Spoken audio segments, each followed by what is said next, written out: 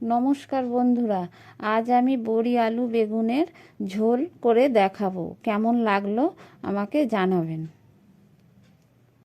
বিউলির ডালের বড়ি দিয়ে নিরামিষ ঝোল করার জন্য আমি নিয়ে নিয়েছি বেশ কিছুটা বড়ি আর আলু কেটে ধুয়ে রেখে দিয়েছি বড় বড় করে। আর নিয়ে নিয়েছি বেগুন আর টমেটো।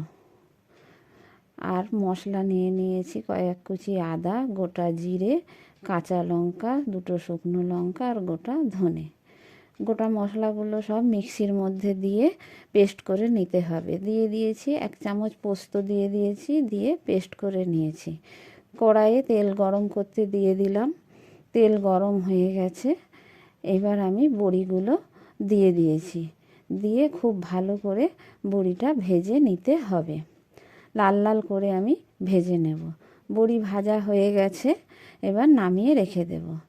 ওই তেলের মধ্যেই আবার একটু তেল দিয়ে দিলাম, ফোড়নে দিয়ে দিলাম একটু জিরে আর 1 চিমটে হিং, দিয়ে আলুগুলো দিয়ে দিয়েছি। দিয়ে আলুগুলো একটু নেড়ে চেড়ে একটু লবণ দিয়ে দিলাম।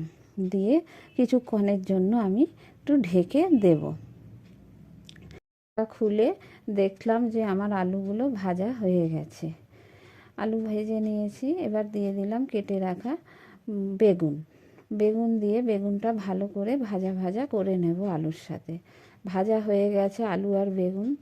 মশলাটা দিয়ে দিলাম, দিয়ে দিলাম হলুদ, দিয়ে খুব ভালো করে মশলাটা কষিয়ে নিতে হবে।